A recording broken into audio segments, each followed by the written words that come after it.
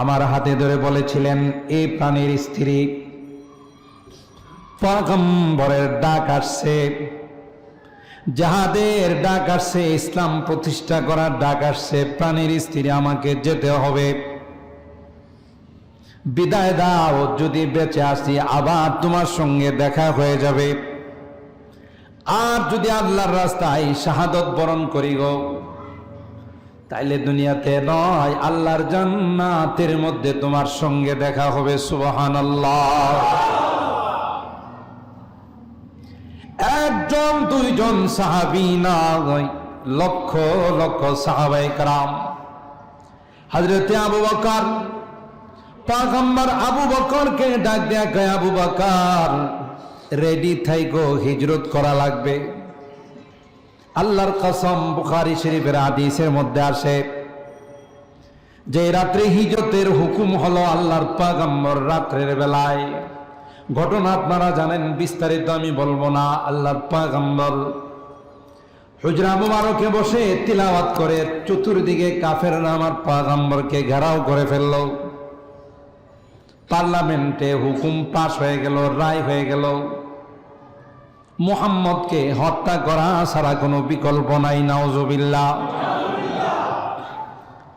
আল্লাহ পাক তার হাবিবকে ডাক দেয়া কয়, পয়গম্বর আপনি দিনের দাওয়াত দিবেন, আনাচে কানাচে দিনের দাওয়াত নিয়ে আপনি যাবেন।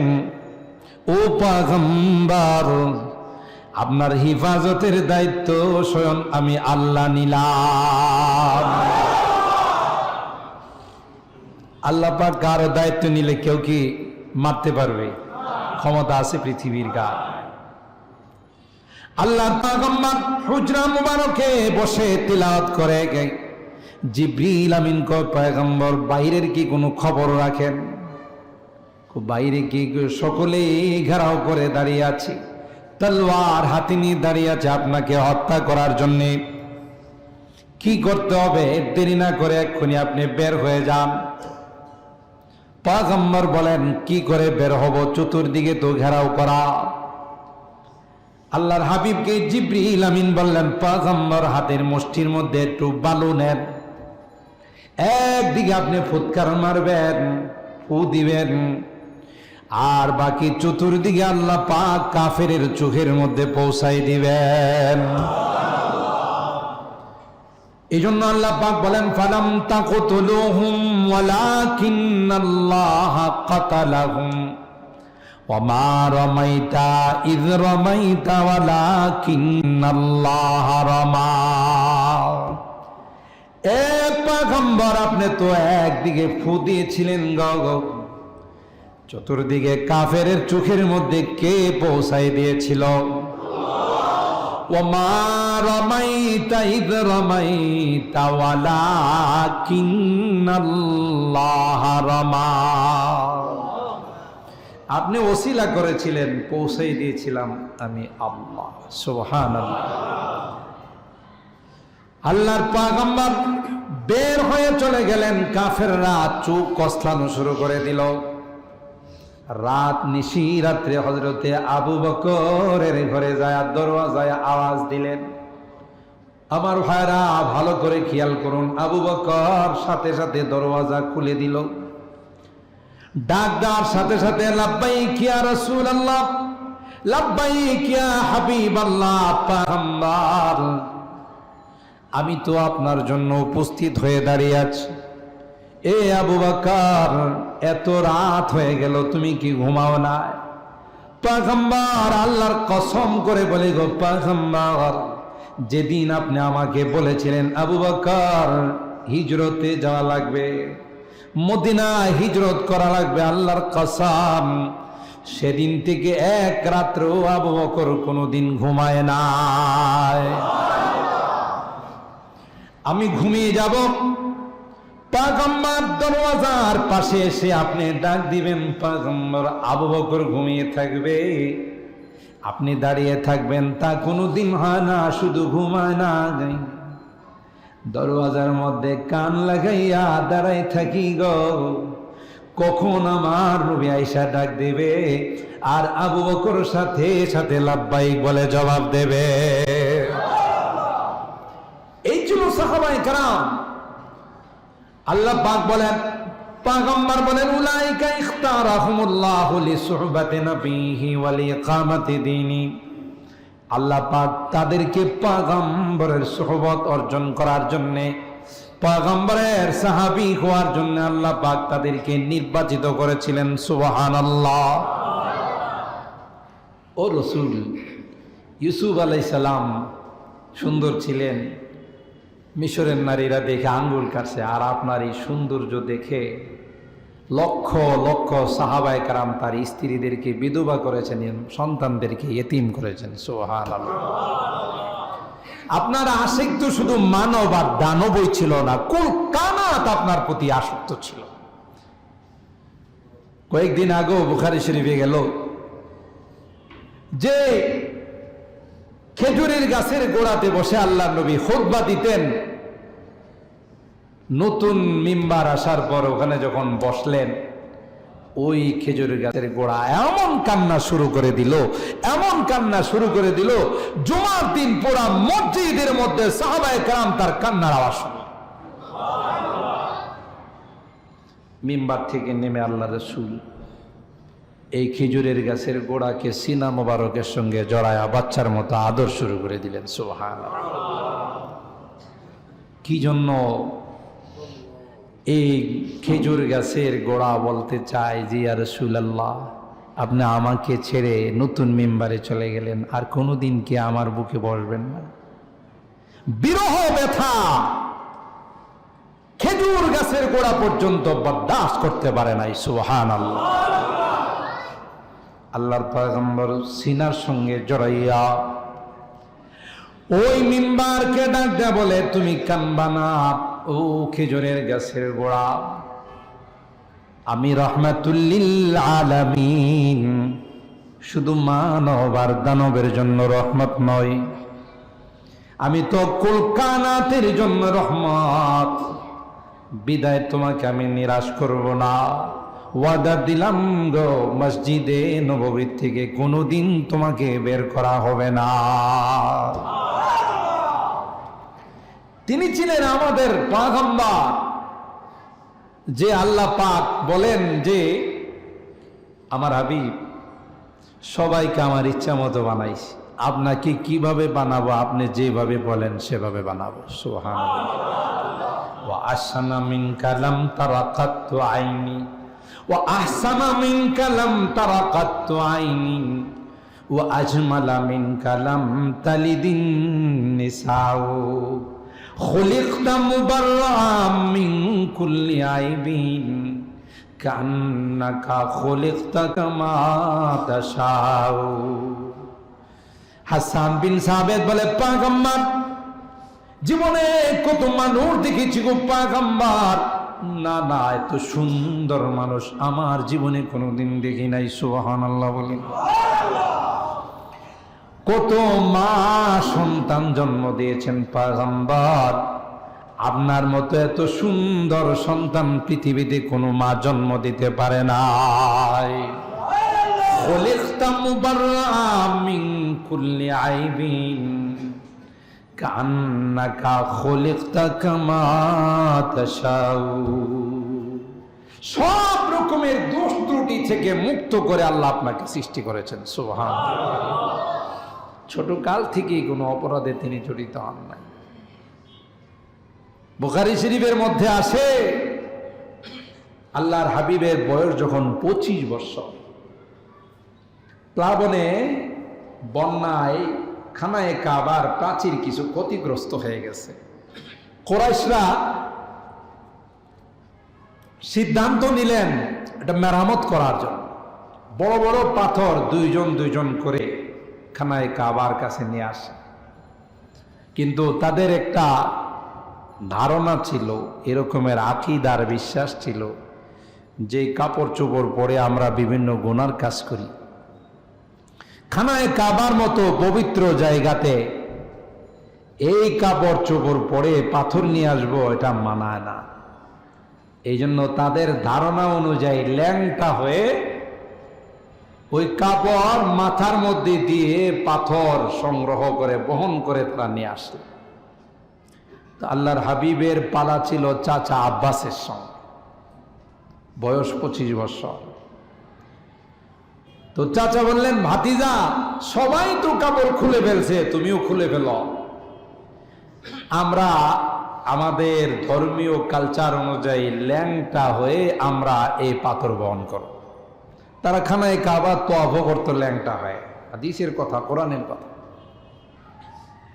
আল্লাহর হাবিব বলেন, চাচা আমার দ্বারা সম্ভব নয়, সবাই ল্যাংটা হতে পারে, নবীরা ল্যাংটা হতে জোরে বলেন পারে? মুসা আলাইহিস সালাম, কষ্ট হইতেছে আপনাদের? কথায় কথায় মাঝে মধ্যে কথা চলে আসে, এই জন্য কোরআনের কথা। হযরত মুসা আলাইহিস সালাম আলাদা জায়গায় গোসল করতেন, সূরাতুল আহজাবের ঘটনা। হযরত মুসা আলাইহিস সালাম সবাই একসাথে উলঙ্গ হয়ে গোসল করে, তিনি পয়গম্বর, তিনি বলেন যে না, এটা হবে না। আলাদা নির্জন জায়গাতে গাছগাছালির ছায়ায় গোসল করতে নামেন। আর এদিক দিয়া বনি ইসরাইল ওনার সম্পর্কে অপবাদ রটাইছে যে লোকটার বোধ কোনো প্রবলেম আছে, বুঝেন নাই? হাদিসের ভাষায়, তাফসীরের ভাষায় এরা কই বলাইছে ওর একশিরা রোগ আছে। একশিরা রোগ বুঝেন তো? কয় যে ওর একশিরা রোগ আছে, মানুষ দেখা বলাইব, এই জন্য গাছগাছালির ছায়ায় ওখানে যায় গোসল করে। পুরা এলাকাতে ওরা এই কথা রটাই দিছে। আল্লাহ পাক বলেন, আমার নবীদের কোনো দুষ্প্রচার হবে এটা আমি আল্লাহ বরদাস্ত করব না। সুবহানাল্লাহ। তো মুসা আলাইহিস সালাম যেই পাথরে ওনার কাপড় রাইখা উনি গোসল করতে নামছেন, গোসল করে যখন উঠলেন, এই পাথরে ওনার কাপড় নিয়ে দিয়েছে দৌড়। সুবহানাল্লাহ বলেন। কি বলেন? পাথর দৌড় দেওয়ার ক্ষমতা রাখে না? রাখে না। যদি আল্লাহ পাক তাকে ক্ষমতা দেন তাহলে দৌড় দিতে পারে না? পারে না? জোরে বলেন, ক্ষমতা আছে না নাই? আজকেও জুমার বয়ানে বললাম যে সূরাতুল কলমে আল্লাহ তাআলা কলমের কসম খাইছেন, নুন ওয়াল কলমি ওয়া মা ইয়াসতুরুন।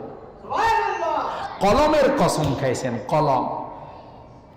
তাফসীরের কিতাবের মধ্যে আসে এটা সাধারণ কোনো কলম নয়। আল্লাহ তাআলা সর্বপ্রথম যে কলম সৃষ্টি করেছেন, এই কলমটা ছিল আসমান আর জমিনের মধ্যে তার দূরত্ব। সুবহানাল্লাহ। আউয়ালু মা খালাকাল্লাহু আল কলম। ওই কলমের কসম খায় আল্লাহ বলতেছেন, নবী আমার, আপনি তাদের কথা শুনে পেরেশান হবেন না, কাফের মুশরিকদের কথা শুনে আপনি চিন্তিত হবেন না। এরা আপনাকে পাগল বলে, নাউজুবিল্লাহ। এরা আপনাকে জাহেল, মূর্খ বলে, এরা আপনাকে গণক বলে, কবি সাহিত্যিক বলে। এই সমস্ত কথাগুলো শুনে আপনি মন খারাপ করবেন না। আমি আল্লাহ কলমের কসম করে বলতেছি। সুবহানাল্লাহ।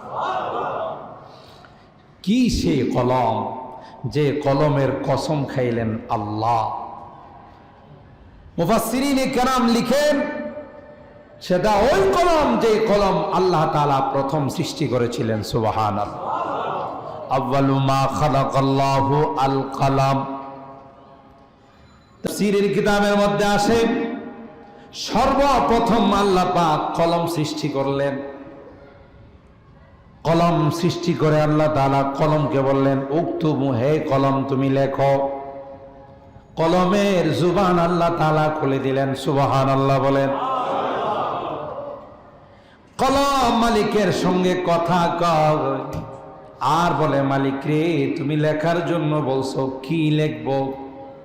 মাযা আক্তুবু, লিখতে বললা, কি লিখবো তা তো বলো নাই। সুবহানাল্লাহ। আমাদের কলমে কি কথা কয়? কিন্তু মালিক যদি কথা বলায় তাইলে কথা বলতে পারবে না? পারবে না? কলম ডাক দিয়ে কয়, মালিক লিখতে বললা, কি লিখবো তা তো তুমি বলো নাই। আল্লাহ বলে কলম রে, ও কলম তুমি লেখো রে, যা কিছু আমি আল্লাহ মানুষের ভাগ্য সৃষ্টি করেছি। প্রত্যেকটা মানুষ সৃষ্টি করার 50,000 বছর পূর্বে আল্লাহ তাআলা তার ভাগ্য লিপিবদ্ধ করেন। কি খাবে, কোথায় যাবে, কি বালা মুসিবত তার উপর আসবে, কি সুখ দুঃখ তার জীবনে আসবে, সবগুলো কে লেখেন? কত বছর আগে? ওয়া কুল্লু শাইইন ফাআলুহু ফিজ যুবুর ওয়া কুল্লু সাগীরিন ওয়া কাবীরিন মুস্তাতর। আল্লাহ পাক কোরআনে বলেন, ছোট বড় তুমি কি করবা তোমার ভাগ্যে লেখা হয়ে গেছে। হাজার চেষ্টা করলেও তুমি ভাগ্যের লিখন যায় না খণ্ডন। ঠিক কিনা বলেন? খিরকায়ে তাকদীর কো মুমকিন नहीं करना रिफू, खिरकाए तकदीर को मुमकिन नहीं करना रिफू, सूजन तदबीर से गर उम्र भर सीते रहो, सूजन तदबीर से गर उम्र भर सीते रहो, कोशिश बेकार है जब आदमी मजबूर है, कोशिश बेकार है जब आदमी मजबूर है, हाँ वही होता रहेगा जो उसे मंजूर है। হাজার চেষ্টা করলো এটা আপনি পাল্টাইতে পারবেন না, হবেই। এটা হলো মানুষের ভাগ্য। তবে কিতাবের মধ্যে আসে ভাগ্য দুই প্রকার, একটা হলো তাকদীরে মুবরাম আর একটা হলো তাকদীরে মুআল্লাক। যেটা আল্লাহর পক্ষ থেকে অকাট্যভাবে লেখা হয়ে গেছে, এটা আপনি কোনোদিন খণ্ডাইতে পারবেন না। আপনার ঘরের মধ্যে পাও স্লিপ কেটে হলো আপনার পাও ভেঙে যাবে যদি এটা আপনার ভাগ্যে লেখা থাকে। আর রাস্তায় অ্যাক্সিডেন্ট করে গাড়ির নিচে পড়ে গেছেন, তাও আপনার কিছু হয় নাই, কেন? আপনার ভাগ্যে আছে কিছু হবে না। সুবহানাল্লাহ বলেন। এই করোনা এসে আমাদের এই আকীদা মাগীদা সব নষ্ট করে দিয়ে গেছে। ঠিক কিনা বলেন? করোনা এসে আমাদের সব নষ্ট করে দিয়ে গেছে, যে আমার ভাগ্যে থাকলে আমার করোনা হবে, ভাগ্যে না থাকলে কেউ আমাকে করোনায় আক্রান্ত করতে পারবে না। ঠিক কিনা বলেন? এই বিশ্বাস মুসলমানের থাকতে হয়। হ্যাঁ, এরপরও আমাদের আসবাব অবলম্বন করতে হবে, কারণ আমার তো জানা নেই আমার ভাগ্যে আছে না নাই। এই জন্য আমরা আসবাব অবলম্বন করি, সতর্কতা অবলম্বন করি। কিন্তু মনে রাখেন, ভালো করে বিশ্বাস করেন, মুসলমানদের অভিভাবক হলেন আল্লাহ। ঠিক কিনা বলেন? তার বাস্তব প্রমাণ হলো যে অন্যান্য কান্ট্রিগুলো যেভাবে করোনায় আক্রান্ত হয়েছে, সেই তুলনায় আমরা অনেক কম আক্রান্ত হয়েছি। কে রক্ষা করেছেন? কে? আল্লাহ বলেন, রক্ষা করছি, তোমরা আমার কাছে দোয়া করছো। তোমাদের দেশে কোরআন তিলাওয়াত হয়েছে, কোরআনের মাদ্রাসাগুলো সরকার চালু রাখছে। সুবহানাল্লাহ। কোরআনের প্রতিষ্ঠানগুলো বন্ধ হয় নাই। এই জন্য আল্লাহ তাআলা আসমান থেকে গায়বী সাহায্য নাযিল করেছেন। যেখানে কোরআন তিলাওয়াত হয় সেখানে আসমান থেকে রহমত নাযিল হয়। অনেকে অনেক চেষ্টা করেও করোনা থেকে বাঁচতে পারে নাই, আবার অনেকে কিছু চেষ্টা না করেও আক্রান্ত হয় নাই। ফায়সালা কার? আমাদের আকীদা যেন নষ্ট না হয়, যে নষ্ট হওয়ার কারণে অনেকেই আপনজনকেও দেখতে যায় নাই, আপনজনের লাশের কাছেও যায় নাই। ঠিক কিনা বলেন? আর এক শ্রেণীর হলুদ মিডিয়া, এরা তো অপপ্রচার শুরু করে দিয়েছিল, করোনার রোগীদেরকে কবরস্থানে দাফন করা যাবে না। করছিল কিনা বলেন? যে করোনায় যারা মারা যায় এদেরকে কবরস্থানে দাফন করা যাবে না। কিসের যুক্তি? এটা এমন পাওয়ারফুল রূপ, যদি এদেরকে কবরস্থানে দাফন করা হয় তাহলে অন্য অন্য যারা মুর্দার লাশগুলো কবরে শুয়ে আছে ওরাও করোনায় আক্রান্ত হয়ে যায়। ঠিক কিনা বলেন? আহা, আফসোস, বড় আফসোসের বিষয়। সন্তান তার বাবার লাশের কাছে যায় নাই, স্ত্রী তার স্বামীর কাছে যায় নাই, যে স্বামী তার জীবন যৌবন রক্ত পানি করে স্ত্রীর চাহিদা পূরণ করছে, ঠিক কিনা বলেন? সন্তানকে খাওয়ার জন্য, সন্তান একটু ভালো থাকবে, একটু সুখে থাকবে, এই জন্য তার রাতকে দিন, দিনকে রাত বানাইছে, ঠিক কিনা বলেন? আজকে শেষ সময়ে, অন্তিম সময়ে সে সন্তান বাবার কাছে যায় না, আকীদা নষ্ট হয়ে গেছে যে তার কাছে গেলে আমিও আক্রান্ত হয়ে যাব। অথচ আল্লাহর হাবিব বলেন, লা আদওয়া ওয়ালা তুয়ারাতা ওয়ালা হামাতা ওয়ালা সাফার। উম্মত রে, তুমি ইয়াকিন করো, বিশ্বাস করো, আল্লাহর হুকুম না হলে করোনার কোনো ক্ষমতা নাই তোমাকে আক্রান্ত করা, ঠিক কিনা বলেন? আকীদার বিশ্বাস রাখতে হবে। মুসলমান, আকীদা বিশ্বাস নষ্ট করে যদি আপনি দুনিয়ার থেকে যান, তাহলে তো আপনার পরকাল নষ্ট হয়ে যাবে। আমাদের আকীদা দুরুস্ত করতে হবে, এ কথা বিশ্বাস করতে হবে, আমার আপনার জন্য নির্ধারিত যে সময়, এর 1 সেকেন্ড আগেও মৃত্যু আসবে না। আসবে বলেন? আসবে না। যাই হোক, বলতেছিলাম যে আল্লাহ পাক রব্বুল আলামিন কলমকে দিয়ে কথা বলাইছেন, ঠিক কিনা বলেন? আল্লাহ পাক বলেন, কলম, এ কলম তুমি লেখো। কলম ডাক দেয়া কই, মাওলা কি লিখবো? আল্লাহ পাক বলেন, উকতুব মা কান ওয়া মা ইয়াকুনু ইলাল আবাদ। কলম রে, যা আমি সৃষ্টি করেছি, যা হয়েছে, যা কিয়ামত পর্যন্ত হবে, তুমি লিখে ফেলো গো। আমি আল্লাহ তোমাকে অর্ডার দিলাম, সব কিছু তুমি লিপিবদ্ধ করো। সুবহানাল্লাহ। আল্লাহ পাক পয়গম্বরকে ডাক দিয়ে বলেন, নুন ওয়াল কলামি ওয়া মা ইয়াসতুরুন মা আনতা বিনি'মাতি রাব্বিকা বিমাজনুন ওয়া ইন্না লাকা লাআজরান গায়রা মামনুন ওয়া ইন্নাকা লাআলা খুলুকিন আযীম। আল্লাহু আকবার বলেন। এ পয়গম্বর,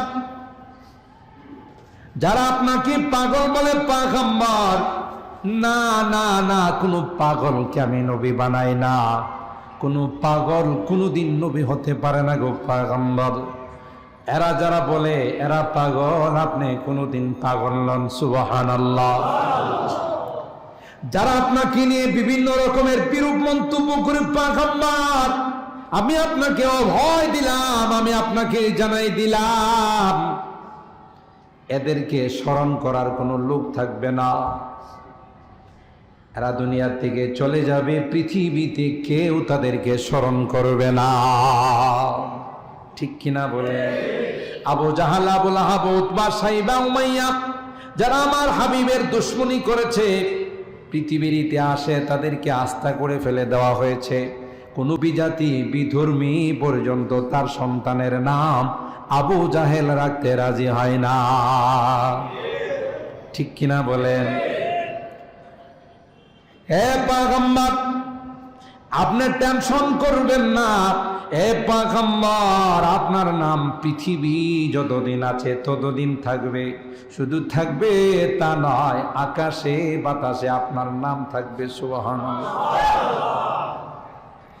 পৃথিবীতে এমন কোন মুহূর্ত নাই যে মুহূর্তে পৃথিবীর কোথাও না কোথাও আজান হয় না। আল্লাহ পাক বলেন, হাবিব গো, আমার নামের সঙ্গে আপনার নাম জড়াই দিলাম। যখন আজান হবে সেখানে আমার নাম যখন বলা হবে, সাথে সাথে আপনার নামটাও বলা হবে। পৃথিবীর আবহাওয়াবিদরা বলে, পৃথিবীর আবহাওয়া রিসার্চ করে দেখা গেল, পরীক্ষা করে দেখা গেল, পৃথিবীতে এমন কোন সেকেন্ড নাই, এমন কোন মুহূর্ত নাই যে মুহূর্তে পৃথিবীর কোথাও না কোথাও আল্লাহর দেওয়া আজান হয় না। সুবহানাল্লাহ। যেখানে আজান হয় ওখানে আল্লাহর নবীর নাম উচ্চারিত হয় না, হয় না। আশহাদু আল্লা ইলাহা ইল্লাল্লাহ, আশহাদু আন্না মুহাম্মাদার রাসূলুল্লাহ সাল্লাল্লাহু আলাইহি ওয়াসাল্লাম। আবহাওয়াবিদরা বলে বাংলাদেশে এক সময় আজান হয় না, ঢাকাতে যখন আজান হয় তার 10 মিনিট পর উত্তরবঙ্গে আজান হয়, তার 5 মিনিট আগে পূর্ববঙ্গে আজান হয়, ঠিক কিনা বলেন? বাংলাদেশেও একসঙ্গে আজান হয় না, বাংলাদেশের আধা ঘন্টা পর ভারতে আজান হয়, 1 ঘন্টা পর পাকিস্তানে আজান হয়, ঠিক কিনা বলেন? 3 ঘন্টা পর সৌদি আরবে আজান হয়। আল্লাহ কয় সময়টা এমন সুন্দর করে লাগাই দিলাম যে পৃথিবীর সারাক্ষণ 24 ঘন্টা আপনার নাম আকাশে বাতাসে উচ্চারিত হয়, ঠিক কিনা বলেন? অথচ আবু জাহাল, আবু লাহাব, উতবা, সাইবা পৃথিবীর থেকে এমন ভাবে বিদায় নিয়েছে, কেউ তাদের নাম স্মরণ করে না। স্মরণ করলেও বড় ধিক্কারের সঙ্গে স্মরণ করে, জোরে বলুন ঠিক কিনা?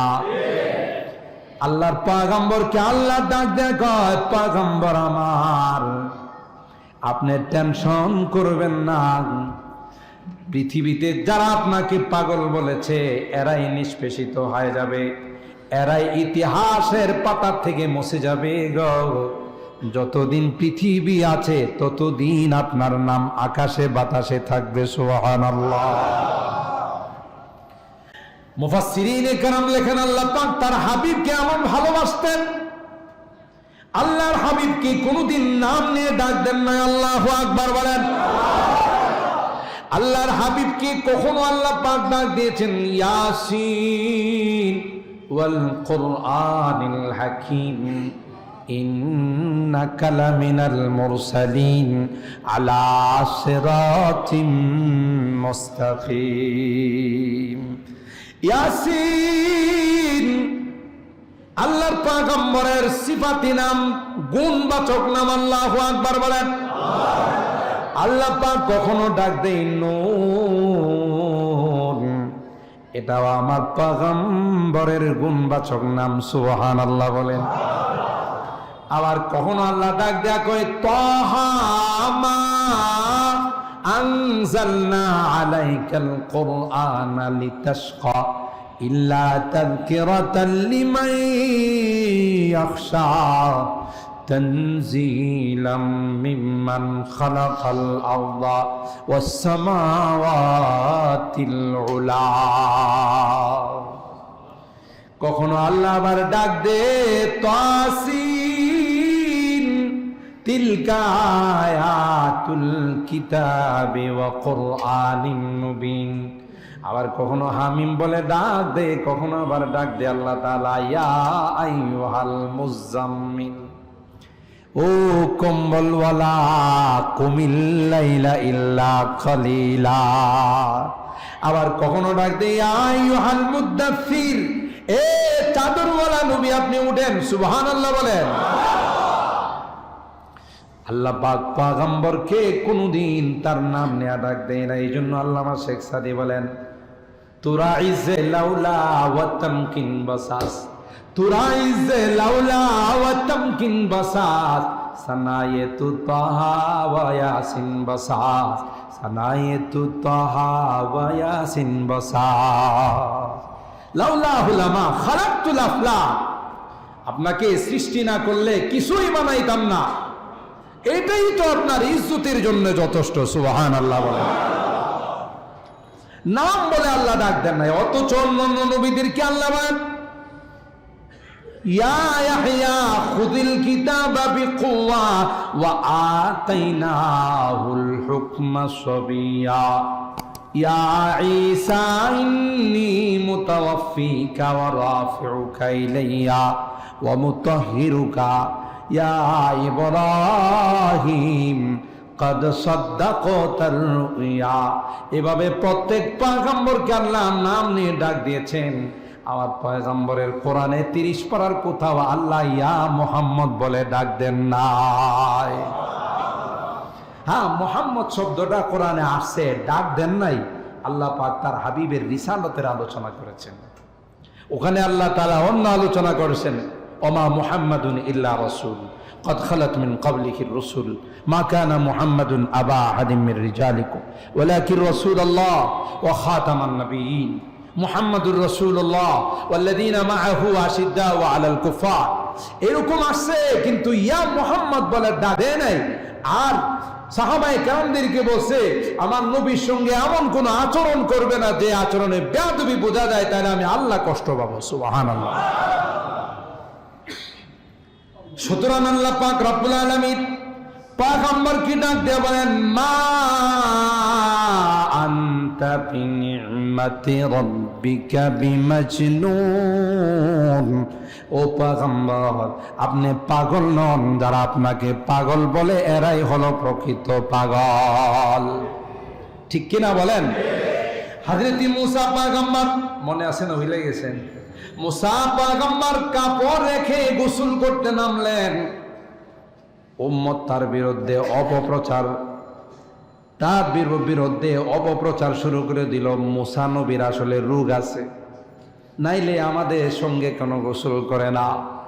আল্লাহর হাবিব আল্লাহ পয়গম্বর হযরতে মুসা আলাইহিস সালাম গোসল করে যখন আসলেন, পাথর তার কাপড় নিয়ে দৌড় দিল। হযরতে মুসা ডাক দিয়া কয়, সাওবি হাজার, এ পাথর আমার কাপড় দিয়া যা, আমার তো অলঙ্গ অবস্থায় আছে। পাথর কয়, আসেন হুজুর, ফারামগীর এলাকায় যাইতে হবে, ওখানে অনেক লোকজন আছে, গুলিস্তান যাইতে হবে, গাবতলী যাইতে হবে, সাইদাবাদ মহাখালী টার্মিনালে যাইতে হবে। পাথরে ঘুরে মুসা পয়গম্বর রাগান্বিত হয়ে পাথরের পিছনে দৌড়ে আর বলে, সাওবি হাজার, সাওবি হাজার, এ পাথর তুই পাগলামি শুরু করলে, কাপড়টা দেয়া যা। এদিক দিয়া লক্ষ লক্ষ মানুষ মুসা পয়গম্বরের উলঙ্গ অবস্থায় দেখলাম। একটা আরেকটারে কয় ফাইজলামি করার আর জায়গা পাস নাই। মুসা নবীরে বললে এক শিরার কই, ওনার দিয়ে কিছু নাই। সুবহানাল্লাহ। কন এই যে দেখলাম ওনার তো কিছু নাই, খালি খালি বেটার নামে কেন অপবাদ দিলে? যখন সবাই দেখে ফেললো মুসা পয়গম্বরকে পাথর কাপড় দিয়ে দিল, আল্লাহ ডাক দেয়া কই, নবীর বিরুদ্ধে অপপ্রচার করলা, পাথর দিয়ে আমি আল্লাহ তাকে পরিষ্কার করে দিলাম। নবীরা কোনদিন উলঙ্গ হয় না। বোঝা গেল যারা ল্যাংটা সায়রা নবীর উম্মত নয়। রাগ করতেছেন? একদল সমাজ আছে না, না ল্যাংটা সা, এদের পিছনে দেখবেন শত শত লোক আছে। আপনারা তো মসজিদে আসেন, ওরা যায় ওখানে কবে যে মসজিদে তো যায় যারা শরীয়, আমরা আছি মারের পর। কথা কয় না? আমাদের ওলামায়ে কেরাম বলেন, যারা এইভাবে নামাজ রোজা বাদ দিয়ে, সুন্নত বাদ দিয়ে যারা এই সকল ল্যাংটাদের পিছনে দৌড়ায়, এরা আসলে মারে পথে নাই, মরার পথে আছে। ঠিক কিনা বলেন? ও ভাই, এই 17 ঢাকা সারাক্ষণ 24 ঘন্টা হাঁটু পর্যন্ত কাপড় রাখা, এটা সুন্নত মুস্তাহাব না ফরজ? সবাই কয় না। শুধু সকালবেলা ব্যায়াম করার সময় হাফ প্যান্ট পরে ব্যায়াম করা, তখন আর ফরজ থাকে না। কথা কয় না? ব্যায়ামের কারণে যে ব্যায়ামটা যেন ভালো হয়, এই জন্য যদি কেউ হাফ প্যান্ট পরে ব্যায়াম করে, তাহলে বোধহয় ওই ফরজটা তখন থাকে না। যারা প্যান্ট পরে, ফুল প্যান্ট পরে ব্যায়াম করে, এদের ব্যায়াম হয় না। যারা সালোয়ার পরে ব্যায়াম করে, তাদের ব্যায়াম হয় না। মুসলমানের সন্তান হাফ প্যান্ট পরবে, এটা মুসলমানি কালচার নয়, বিজাতীয় কালচার। কথা বলেন ঠিক কিনা? রাগ করেন আর নাই করেন, আগামী বছর দাওয়াত দেন আর না দেন, নবীর সুন্নত বলতে হবে। এটা নবীর আদর্শ, নবীর ঈদে মিলাদুন নবীর মাহফিল। কথা বলেন ঠিক কিনা? আমার খুব লজ্জা লাগে যদি এরকম মুসলমানের সন্তান হাফ প্যান্ট পরা দেখি, সত্যি আমার অনেক লজ্জা লাগে, তার দিকে তাকাইতে পারি না। কারণ আল্লাহ রাসূল বলেছেন, যারা হাফ প্যান্ট পরে তাদের দিকে যারা তাকায়, এরা যেমন হাফ প্যান্ট খুলে, হাফ প্যান্ট পরে সতর খুলে গুনাহগার হলো, যারা তাকাবে তারাও গুনাহগার। ঠিক কিনা বলেন? তাহলে সে একা গুনাহ করলো না, আরেকজনকে গুনাহগার বানাইলো। তবে বিশ্বকাপ ফুটবল খেলার সময় তাকাইলে আবার গুনাহ হয় না, কারণ ওইটাও তো হাফ প্যান্ট পরেই খেলে। লানাল্লাহুন নাযিরা ওয়াল মানজুরা ইলাই। দেখেন না কই দিনে এ আরামায়েশ ক্রিকেট দেখেন, নামাজ যদি নষ্ট না হয় ক্রিকেট দেখেন কেন? ওখানে ফরজ তরক হয় না, সতর খোলে না। কথা বলেন ঠিক কিনা? বিনোদন ইসলামে নিষেধ নয়, ওই বিনোদন ইসলাম এলাও করে, যে বিনোদন করতে গিয়ে ইসলামের পরিপন্থী কোনো কাজ হয় না। ওই বিনোদন ইসলাম এলাও করে, করেন কেন? আপনি এই ফরজ তরক দেখবেন। তো যে ব্যক্তি ল্যাম্পটা হয়ে গেল, তার পিছনে লোকগুলো দৌড়ায়, এত ফরজ তরক করে দিয়েছে, আমার পিরোয় কেমন করে, ঠিক কিনা বলেন? আল্লাহর হাবিব সরকারে দো আলম হযরতে মুহাম্মদুর রাসূলুল্লাহ সাল্লাল্লাহু তাআলা আলাইহি ওয়াসাল্লাম চাচা যখন চাদরটা খুলে ফেললো, আল্লাহর কসম বেহুশ হয়ে আল্লাহর নবী জমিনে পড়ে গেলেন। সুবহানাল্লাহ। অনেকক্ষণ পর্যন্ত পয়গম্বর বেহুশ হয়ে জমিনে পড়ে রইলেন। চাচা ডাক দিয়া কই, ভাতিজা কি ব্যাপার, তুমি কি অসুস্থ হয়ে পড়লা? আল্লাহর পয়গম্বর কোনো জবাব দেয় না, নিচের দিকে মাথা দিয়ে উপর হয়ে পড়ে আল্লাহর পয়গম্বর বলেন, চাচা আপনি কি জানেন না আল্লাহ পাক আমাকে পৃথিবীতে যখন প্রেরণ করেন তখন মুসলমানি করায়া পাঠাইছেন? কারণ আমার লজ্জাস্থানে পৃথিবীর কোন মানুষ যেন হাত দিতে না পারে, এই জন্য আল্লাহ কয়, পয়গম্বর এই লজ্জাস্থানে যেন কেউ হাত দিতে না পারে, আমি আল্লাহ কুদরতি ভাবে মুসলমানি করে আপনাকে দুনিয়াতে পাঠাইলাম। আমার ভাইরা, পয়গম্বর যখন ছোট ছিলেন, 14 বছর বয়স, একটা বিবাহের অনুষ্ঠানে গেলেন। সিরাতের কিতাব খুলে দেখুন, আমাদের দেশে যেমন টাকা পয়সা অনেকের বেশি হলে বিবাহের অনুষ্ঠানের মধ্যে অনেক কিছু হয়, হয় না? হয় না? গায়ে হলুদ, এরপরে বিবাহের দিন আগে পরে আশপাশের বাসাওয়ালারা ঘুমাইতে পারে না, ঠিক কিনা বলেন? বড় বড় ডেস্ক লাগাই আর আওয়াজ করে অনুষ্ঠান পালন করে। আল্লাহর কসম গো, পয়গম্বর বলেন, যদি তোমার প্রতিবেশী তোমার কারণে কষ্ট পায়, তাহলে মনে রাখবে আল্লাহর জান্নাত তোমার জন্য হারাম হয়ে যাবে। জোরে বলুন ঠিক কিনা? এই তখনকার সময় যাদের পয়সা হতো, এরা বিবাহ অনুষ্ঠানের মধ্যে অনেক রকমের গান বাজনা বাদ্যযন্ত্র এগুলো বাজাইতো। আল্লাহর পয়গম্বর এক অনুষ্ঠানের মধ্যে গেলেন, ছোট কাল গিয়ে দেখে ওখানেও গান বাজনা বাদ্যযন্ত্রের আয়োজন। ইতিহাসের কিতাবে আসে, পয়গম্বর যাওয়ার পর আল্লাহ পয়গম্বরের চোখের মধ্যে আল্লাহ পাক ঘুম দিয়ে দিলেন। সুবহানাল্লাহ, জোরে বলেন। এমন ঘুম ঘুমাইলেন, পয়গম্বর অনুষ্ঠান খতম হয়ে গেল, পয়গম্বরের ঘুম ভাঙ্গে না। অনুষ্ঠান শেষ হওয়ার পর সবকিছু যখন শেষ হয়ে গেল, পয়গম্বরের ঘুম ভাঙলো আর বলল, অনুষ্ঠান শেষ? বলে হা। কি হয়েছে? আল্লাহ পাক বলেন, পয়গম্বর আপনার কানে আমি কোনো গান পৌঁছায় না, কারণ আপনি যখন নবী হবেন, আপনি যখন পয়গম্বর হবেন, মানুষকে বলবেন গান শোনা হারাম। এই জন্য আমি আল্লাহ আপনাকে ছোটকালে গানের অনুষ্ঠান থেকে বাঁচাইলাম। আর ভাইরা, রাহমাতুল লিল আলামিন পয়গম্বর যুদ্ধের মধ্যে ইয়ামামা গোত্রের সরদার সুমামা ইবনে উসাল ধরা পড়ল। কষ্ট হইতেছে আপনাদের বেশি?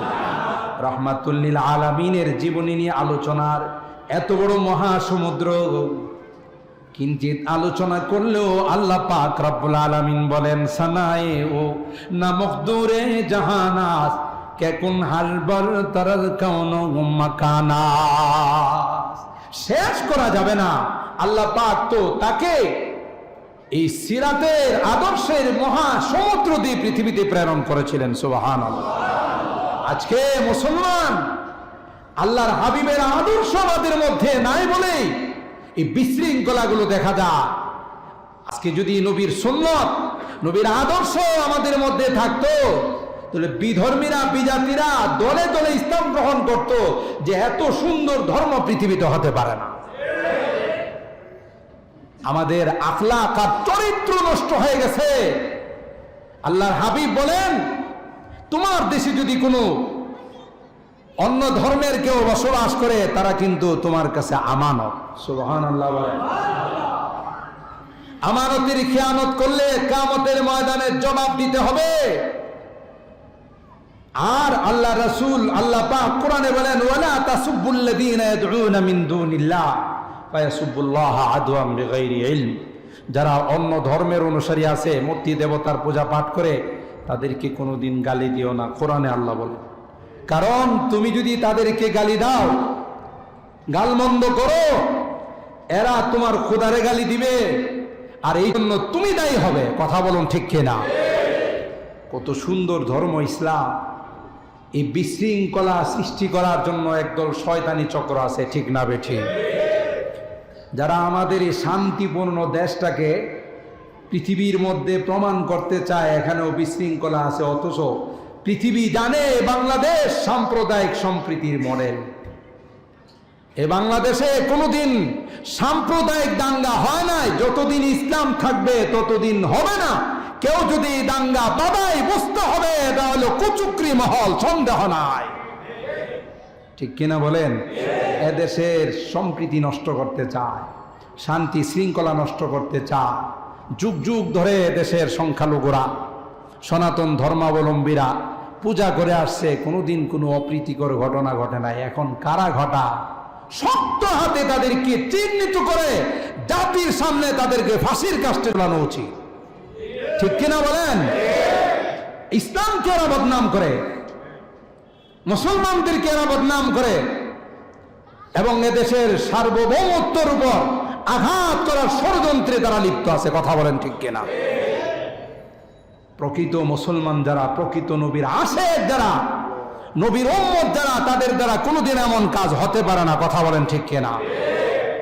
যেগুলো ইসলাম এলাও করে না।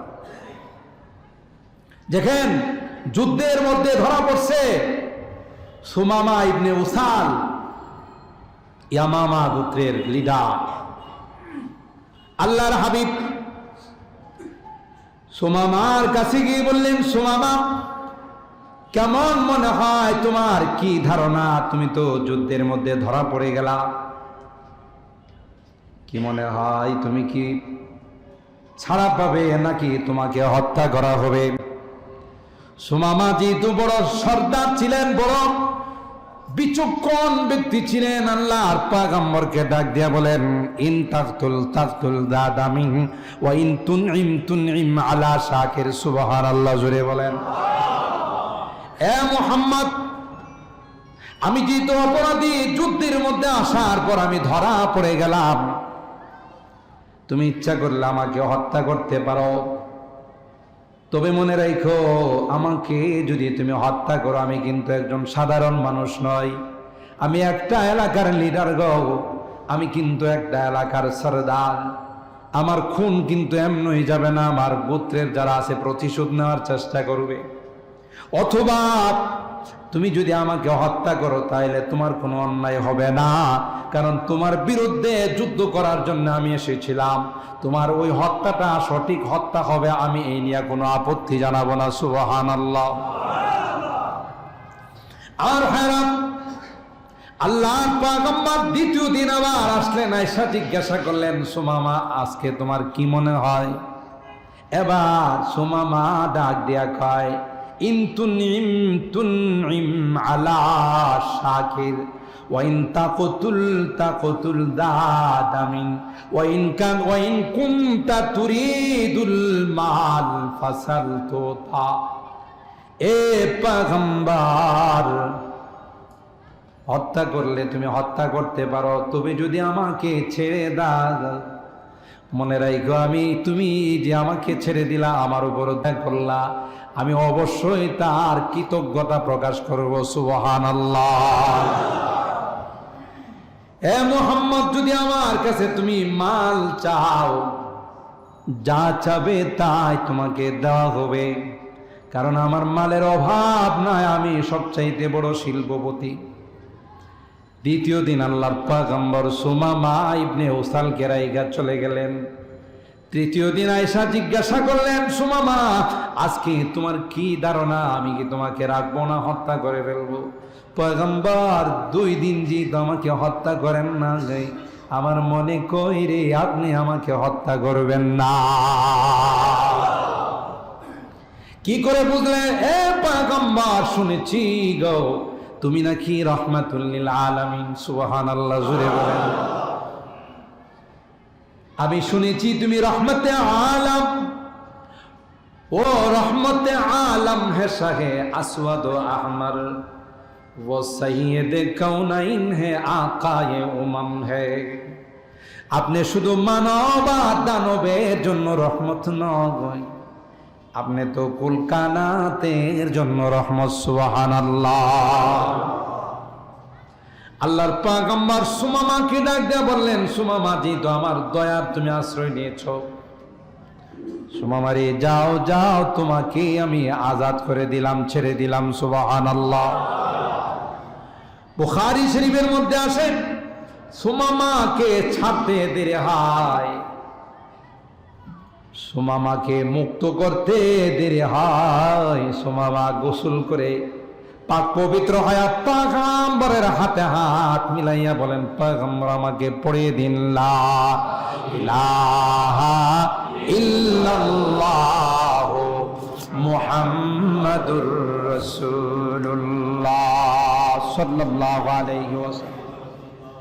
হাতে হাত মিলাইয়া সুমামা এত বড় লিডার, কলমা পড়ে মুসলমান হয়ে গেলেন। আর পয়গম্বরকে ডাক দিয়ে কয়, পয়গম্বর একটা সত্য কথা বলবো, বলো।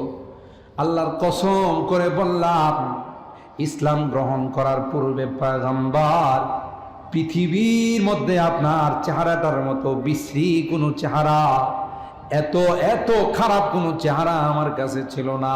যে আমি কলমা পড়ে নাম পয়গম্বর, এত সুন্দর চেহারা পৃথিবীতে আমি আর দেখি নাই।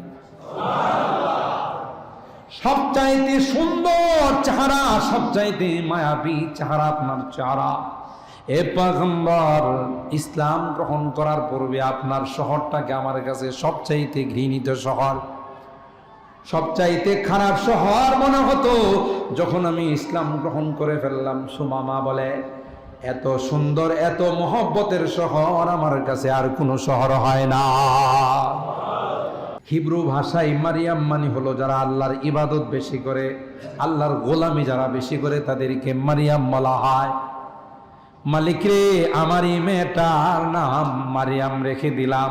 2 নম্বর দোয়া হলো, ইন্নী উঈদুহা বিকা ওয়া যুররিয়াতাহা, আমি তার জন্য দোয়া করলাম, তার ভবিষ্যৎ সন্তান যারা আসবে, নেক্সট প্রজন্মের যারা আসবে, তাদের জন্য দোয়া করলাম, এদের গায়ে কোনোদিন যেন শয়তান স্পর্শ করতে না পারে। সুবহানাল্লাহ। প্রতিটা বাচ্চা, পয়গম্বর বলেন, মা মিন মাউলুদিন ইউলাদু ইল্লা ইয়ামাসসুহু শাইতান, প্রতিটা বাচ্চা পৃথিবীতে আসার সাথে সাথে শয়তান তার গায়ে টাচ করে দেখে তার উপর রাজত্বটা কি পরিমাণ চলবে। ঠিক কিনা বলেন? শয়তান তো মনে আমাদের আশপাশে নাই, এই যে মাঝে মধ্যে উপরের থেকে আওয়াজ আসে, এটাও কিন্তু শয়তানের অবদান। যে এত সুন্দর করে মানুষগুলো বয়ান শুনতেছে, কিছু না কিছু বিশৃঙ্খলা সৃষ্টি করার দরকার। এই জন্য পিচ্ছিদেরকে কই সবাই মিল্লা হই হুল্লা কর। ঠিক কিনা বলেন? আপনারা যেইভাবে আল্লাহর নবীর মহব্বত নিয়ে বসে আছেন, এত সুন্দর আলোচনা শুনতেছেন কোরআন সুন্নাহর আলোকে, এটাকে শয়তানের বরদাস্ত হচ্ছে। প্রতিটা সন্তান পৃথিবীতে আসার সাথে সাথে শয়তান তার গায়ে টাচ করে খুসা দিয়া দেখে কি পরিমাণ চলবে। কিন্তু হযরতে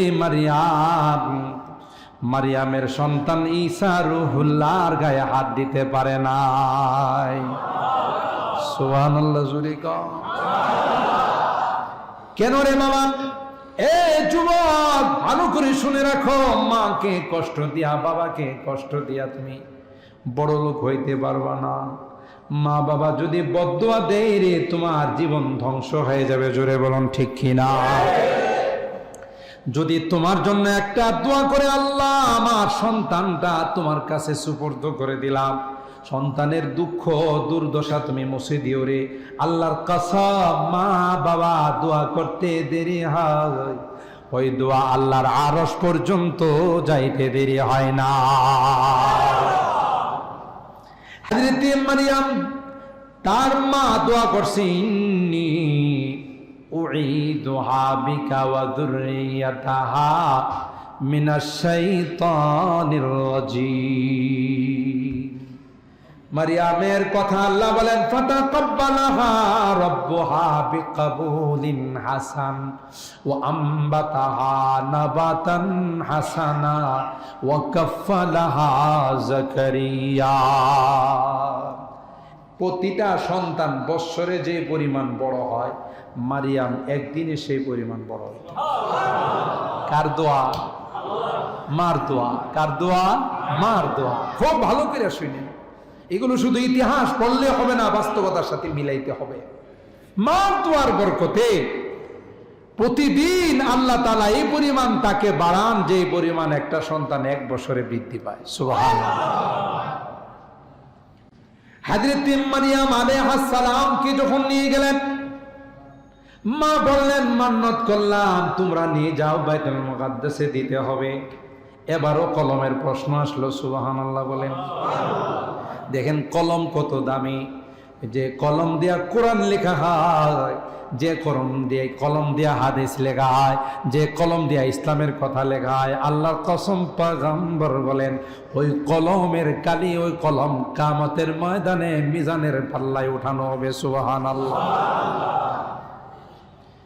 এবারও 29 জনের মধ্যে ঝগড়া শুরু হয়ে গেল। না, আমি তার লালন পালনের দায়িত্ব নিব, কারণ তার বাবা ইমরান আমাদের নেতা ছিলেন, নেতার অনেক অবদান আমার উপর আছে। তার সন্তানকে লালন পালন করে কিছুটা ঋণ পরিশোধ করতে চাই। সুবহানাল্লাহ। এটাই হলো বাস্তবতা। এখন তো আমাদের এমন অবস্থা, যদি আমি একটু বড় হয়ে যাই নেতার চোখে লাগে না, ঠিক কিনা বলেন? ইসলাম শিক্ষা দে না ইনসান আব্দুল ইহসান, তোমার উপর যদি কারো কোনো দয়া থাকে তুমি আজীবন এটাকে স্মরণ রাখো। জোরে বলুন ঠিক কিনা? আমার ভাইরা, ওই নেতার মেয়ে আমি নিব, আমি লালন পালন করব, নেতার অনেক অবদান আমার উপর আছে, কিছুটা ঋণ পরিশোধ করা যায় কিনা দেখব। এভাবে সবাই 29 জনের মধ্যে এক পর্যায়ে বিশাল ঝগড়া। সিদ্ধান্ত হলো না, লটারি হবে, লটারিতে যার নাম আসবে তিনি তার লালন পালনের দায়িত্ব পাবে। সুবহানাল্লাহ। লটারি কি দিয়ে দেওয়া হবে? আবার কলমের প্রশ্ন আসলো, যে ওই কলম, যে কলম দিয়া তাওরাত কিতাব লেখা হবে, যে কলম দিয়া তাওরাত কিতাব লেখা হতো, ওই কলম দিয়ে লটারি দেওয়া হবে। প্রার্থীদের নাম লিখে লিখে সমুদ্রের মধ্যে, নদীর মধ্যে ছেড়ে দেওয়া হয়। স্রোতের সাথে যাদের নাম চলে যায় এরা লটারিতে ফেল, তাদের নাম এলাও হয় না। এইভাবে দিতে দিতে 28 জনের নাম দেওয়া হলো। কারো নামে কলম সামনের দিকে যায় না, পিছনের দিকে যায়। যে হযরতে জাকারিয়ার নাম চলে আসলো, সাথে সাথে কলম উল্টা দিকে রওনা দিল। সুবহানাল্লাহ। এই জন্য আল্লাহ কোরআনে বলেন ওয়া কাফফালাহা জাকারিয়া। জাকারিয়া ছিল হযরতে মারিয়ামের খালু। যেহেতু মেয়ে মানুষ, যে কোনো মানুষ তার দায়িত্ব নিতে পারবে না, আল্লাহ পাক বলেন না, অন্য কাহার উপর দায়িত্ব দেওয়া হবে না, এই দায়িত্ব দেওয়া হবে মারিয়ামের খালু হযরতে জাকারিয়া আলাইহিস সালাম। মজার বিষয় হলো কোরআনে আল্লাহ বলেন হযরতে জাকারিয়া মেয়েটাকে নিয়ে বাইতুল মুকাদ্দাসের একটা কামরায়, উপরের কামরায় তাকে রেখে দিলেন, তালা লাগাই রাখে। সময়ে সময়ে তার কিছু খাবার দাবার, কসমেটিক্স দিয়ে আসে।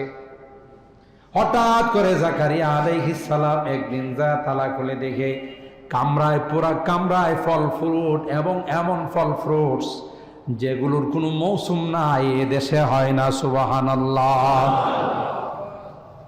হযরত জাকারিয়া অবাক হয়ে বলেন মারিয়াম আন্না লাকি হাদা, এ মারিয়াম আমি তো এই ফলগুলো তোমারে কিনে দিই নাই, কিনবই বা কোত্থেকে? বাজারে তো আউট অফ দ্য মার্কেট, মার্কেটে তো নাই, এটা আমি দিব কোত্থেকে? মারিয়াম এই ফল তোমার কামরায় কে দিয়ে গেল? সুবহানাল্লাহ। আল্লাহ পাক কোরআনে বলেন, ছোট্ট বাচ্চা জবাব দেয় কালাত ওয়া মিন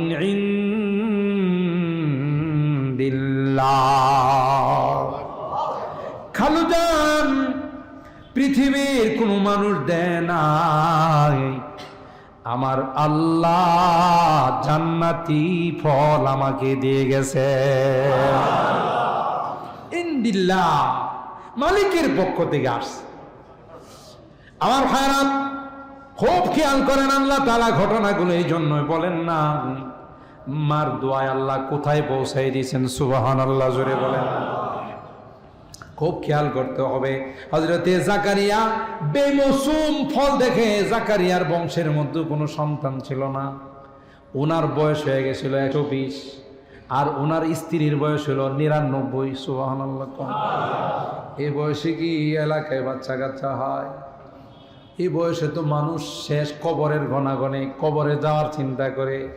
হযরতে জাকারিয়া যখন ভাগ্নির কামরায় এই বেমৌসুম ফল দেখলেন, দেরি না করে মেহরাবে যাইয়া বাইতুল মুকাদ্দাসে যাইয়া 2 রাকাত নামাজ পড়ে মালিক রে ডাক দিয়া কই, মালিক রে, যে আল্লাহ তুমি মারিয়ামের কামরায় বেমৌসুম ফল দিতে পারো, আমার মৌসুম নাই, আমার স্ত্রীর মৌসুম নাই, তাতেও কি তুমি আমাদের বাচ্চা দেওয়ার উপর ক্ষমতা রাখো? কার কাছে চাইছেন? তাইলে সন্তান চাইতে হবে কার কাছে? দেওয়ার মালিককে। আল্লাহ পাক দিলে কি কোনো সময় লাগে, মৌসুম লাগে? যদি অন্য কারোর কাছে চাওয়া হয়, ঈমান থাকবে? জোরে বলেন, ঈমান থাকবে? সতর্ক থাকতে হবে। হযরতে জাকারিয়া নামাজ শেষ করতে পারে নাই, ফেরেশতা এসে কয়, নবী গো, আপনার দোয়া আল্লাহর কাছে কবুল হয়ে গেছে। সুবহানাল্লাহ। আমার ভাইরা, এই জন্য বলেছিলাম আল্লাহর পয়গম্বর সরকারে দো আলম হযরতে মুহাম্মদুর রাসূলুল্লাহ সাল্লাল্লাহু আলাইহি ওয়াসাল্লাম বলেন যে, খানায়ে কাবার দিকে তাকাই থাকলে আল্লাহ পাক রব্বুল আলামিন নেকি দান করেন। মা ও বাবার চেহারার দিকে তাকাইলে নেকি দান করেন। কোরআনের মহব্বত যদি কারো অন্তরে থাকে, কোরআনকে ভালোবাসে, কোরআন ওয়ালাদেরকে ভালোবাসে, আল্লাহর কসম কিয়ামতের ময়দানে ওই কোরআন আল্লাহর কাছে বলবে, মালিক রে, তোমার এই বান্দা আমাকে ভালোবাসতো, আমাকে মহব্বত করতো, যতক্ষণ পর্যন্ত তার জান্নাতের ফয়সালা না হবে ততক্ষণ তোমার আদালত ছেড়ে আমি যাব না। মুহতারাম হাজিরিন, আমার এই আলোচনার সারাংশ হলো যে আজকে যে উপলক্ষে আমাদের এই আলোচনা, আমরা কত ভাগ্যবান যে এমন এক পয়গম্বরের উম্মত আল্লাহ আমাদেরকে বানাইলেন। সুবহানাল্লাহ। শুরুতে বলেছিলাম যে পয়গম্বর না হলে কোনো পয়গম্বররা নবুয়ত পাইতেন না, ঠিক কিনা বলেন? আল্লাহ পাক রূহের জগতের ওই কামরায় নিয়ে তাদেরকে বললেন, তোমাদের সময় যদি আমার হাবিব চলে আসে, তোমাদের নবুয়ত মুলতবি হয়ে যাবে, বন্ধ হয়ে যাবে, কারণ তার জন্যই আমি তোমাদের সব নবীদেরকে নবুয়ত দান করেছি। সুবহানাল্লাহ। তাহলে আল্লাহ তাআলা বানাইছেন সবার আগে, পাঠাইছেন সবার পরে, ঠিক না বেঠিক? মা কানা মুহাম্মাদুন আবা আহাদিম মির রিজালিকুম ওয়ালাকিন রাসূলুল্লাহ ওয়া খাতামান নবিয়্যিন। কে যে আল্লাহ পাক তাকে দিয়ে নবুয়তের যে সিলসিলা, ধারাবাহিকতা, আল্লাহর হাবিবকে দিয়ে আল্লাহ তাআলা সেটাকে কমপ্লিট করে দিয়েছেন। সুবহানাল্লাহ। হযরতে আদম থেকে নিয়ে ঈসা রূহুল্লাহ সকল নবীরা আল্লাহর হাবিবের পতাকা তলে বসে থাকবে। সুবহানাল্লাহ। কেউ কোনো আওয়াজ দিবে না কিয়ামতের ময়দানে, বলবে সবাই ওই আখিরি পয়গম্বরের কাছে যাও, তার হাতে আজকের এই দিনের পতাকা। সুবহানাল্লাহ। যার হাতে শাফাআতে কুবরা, যিনি শাফাআতের মালিক, তার সিরাত, আদর্শ, তার মহব্বত আর ভালোবাসা যদি আমাদের অন্তরে থাকে, তাহলে আমরা কি তার শাফাআত পাবো না? পাবো না ইনশাআল্লাহ। আল্লাহর হাবিব বলেন, ইন্নী লা আরদা ওয়া ইন্না ওয়াহিদাম মিন উম্মতি ফিন্নার। আমার একটা উম্মত যতক্ষণ পর্যন্ত জাহান্নামে থাকবে, আমি নবী আল্লাহর জান্নাতে যাওয়ার জন্য রাজি হব না। কত বড় দয়ালু পয়গম্বর! আল্লাহ পাক তার কারণে আমাদেরকে আল্লাহর আদালতের সাক্ষী বানিয়েছেন। সুবহানাল্লাহ। কিয়ামতের ময়দানে আল্লাহর আদালতে নূহ নবীর উম্মতরা বলবে, নূহ নবী আমাদেরকে ইসলামের দাওয়াত দেয় নাই। আল্লাহ নূহ নবীকে ডাইকা বলবেন, তুমি কি ইসলামের দাওয়াত দাও নাই? কয় আল্লাহ 950 বছর এদেরকে ইসলামের দাওয়াত দিছে। এরা দি বলে তুমি দাওয়াত দেও নাই, তোমার কি কোনো সাক্ষী আছে? কয় আছে। কারা? কয় উম্মতে মুহাম্মদী। সুবহানাল্লাহ। উম্মতে মুহাম্মদীকে আল্লাহ ডেকে বলবেন, তোমাদেরকে তো সাক্ষী মানছে, তোমরা কিভাবে সাক্ষী দিবা? তোমরা তো নূহের জামানায় ছিলে না। বলবে আল্লাহ, তোমার নবী যদি সত্য হয়, তোমার কালাম যদি সত্য হয়, আমাদের আজকের সাক্ষী দেওয়া সত্য হবে। কারণ কোরআনে আমরা পড়ছি নূহ নবী দাওয়াত দিছে, আমরা হাদিসে পড়ছি তোমার নবী বলছেন, আল্লাহ পাক বলেন ওয়ায়াকুনার রাসূলু আলাইকুম শাহীদা। আল্লাহর হাবিবকে ডেকে বলবেন আপনার উম্মত যা বলতেছে ঠিক কিনা? আল্লাহর নবী বলবেন আমার উম্মত সঠিক সাক্ষী দিয়েছে। কুনতুম খায়রা উম্মাতিন উখরিজাত লিন-নাস তা'মুরুনা বিল মারুফ ওয়া তানহাউনা আনিল মুনকার। আল্লাহ কোরআনের ভাষায় বলে দিলেন, তোমাদেরকে শ্রেষ্ঠ উম্মতের মর্যাদা দান করলাম। সুবহানাল্লাহ। ও মুসলমান, এত বড় দৌলত আমরা আল্লাহর কাছ থেকে পেয়ে গেলাম, এত বড় নিয়ামত আল্লাহর কাছ থেকে আমরা পাইলাম। এই নিয়ামতের শুকরিয়া আদায় করার দরকার আছে না নাই?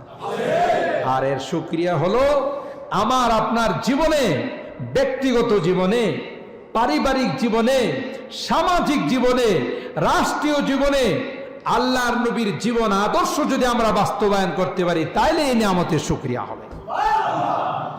আল্লাহর হাবিবের সুন্নতের মতো এত সুন্দর পৃথিবীতে কেউ কোনো চরিত্র উপহার দিতে পারে নাই।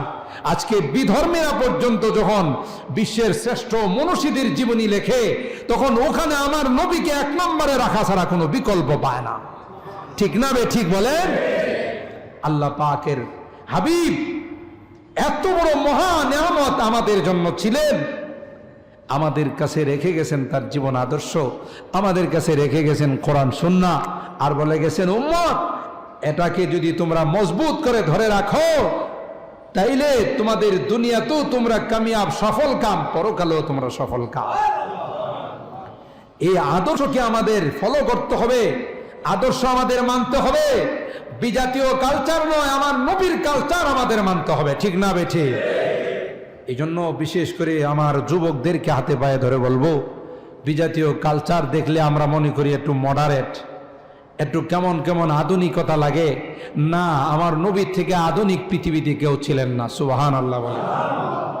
এই জন্য সুন্নতির উপরে চলার চেষ্টা করব, তাইলে আমার দুনিয়াতেও শান্তি আসবে, পরকালেও শান্তি আসবে। আল্লাহর হাবিবের মহব্বত আর ভালোবাসা এটাই দাবি করে যে যে যাকে ভালোবাসে তার আদর্শকে ফলো করে। ঠিক কিনা বলেন? আমাদের সমাজের যুবক যারা, এরা বিভিন্ন খেলোয়াড়দেরকে ভালোবাসে। এই জন্য খেলার যখন সময় আসে তখন তাদের ছবি নিয়ে, তাদের জার্সিগুলো নিয়ে ঘোরাফেরা করে। ঠিক কিনা বলেন? আবার অনেকে আছে এরা কিভাবে চুল কাটে ওইটাও ফলো করে। ঠিক কিনা বলেন? কিরে কাটিং করতে কোক, এটা রোনালদোর কাটিং। ঠিক কিনা? এটা নেইমারের কাটিং। ঠিক কিনা বলেন? এটা অমুকের তুমুকের। তো যে যাকে ভালোবাসে তার আদর্শ তার মধ্যে বাস্তবায়ন করার চেষ্টা করে। আল্লাহর হাবিবের ভালোবাসা যদি আমাদের অন্তরে থাকে, এটা যদি আমরা দাবি করি যে এই জন্য আজকের এই মাহফিল, তাইলে আল্লাহর হাবিবের মহব্বত আর ভালোবাসার দাবি হলো আমার মাথা থেকে পা পর্যন্ত তার আদর্শ বাস্তবায়ন করা। ঠিক না বেঠিক? তাইলে আমার এই দাবি কাজে লাগবে। আর যদি মুখে শুধু দাবি করে গেলাম, কাজে বাস্তবায়ন করলাম না, এই দাবির কোনো মূল্য জোরে বলেন আছে না? কাজে, কথায় আর কাজে মিল থাকতে হবে, তাইলেই আমাদের এই দাবির বাস্তবায়ন হবে। আল্লাহর হাবিব বলেন, যেদিন সূর্যটা মাথার উপর চলে আসবে, জমিনটা যেদিন তামা হয়ে যাবে, আমি আল্লাহর হাবিব হাউজে কাউসারের পারে দাঁড়িয়ে থাকবো। আমি আমার ওই সকল উম্মত যারা আমাকে ভালোবাসছে, যারা আমাকে মহব্বত করছে, তাদেরকে আমার হাতে হাউজে কাউসারের পানি পান করাবো। সুবহানাল্লাহ। একবার যারা এই পানি পান করবে, লা ইয়াজমাউ আবাদা, জীবনে কোনোদিন তাদের পিপাসা লাগবে না। সুবহানাল্লাহ। আর ওই সময় যে পিপাসা কেমন যে লাগবে, তৃষ্ণা যে কি অবস্থা হবে, পিপাসার যে কি হালত হবে, সূর্য অর্ধ হাত মাথার উপর চলে আসবে, জমিনটা তামা হয়ে যাবে, এক পেয়ালা পানির যে মূল্য কত হবে। আল্লাহ রসুল বলেন, যারা আমাকে মহব্বত করবে, যারা আমার আদর্শ ফলো করবে, আমার সুন্নত জীবনে বাস্তবায়ন করবে, আমি রসুল আমার হাতে তাদেরকে হাউজে কাউসারের পানি পাঠাবো। রাজি আছি না ভাই? আমরা তো সকলে রাজি আছি ইনশাআল্লাহ। আল্লাহ নবীর আদর্শ জীবনে বাস্তবায়ন করবো তো ইনশাআল্লাহ। তাহলে আজকে আমরা ওয়াদা করিনি সুন্নতের বাইরে কিছু করব না, কোনোদিন দাঁড়িয়ে পেশাব করব না। কথা বলেন ঠিক কিনা? আমার নবী কোনোদিন দাঁড়িয়ে পেশাব করছে? আজকে আমাদের বাচ্চা কাচ্চারা ওরা অনায়াসে দাঁড়িয়ে পেশাব করে। আরো দুঃখজনক হলো যেখানে সেখানে দাঁড়িয়ে যায়। ঠিক কিনা বলেন? রাস্তাঘাটে যেখানে সেখানে দাঁড়িয়ে পেশাব করে। এটা নবীর উম্মতের আদর্শ হতে পারে না।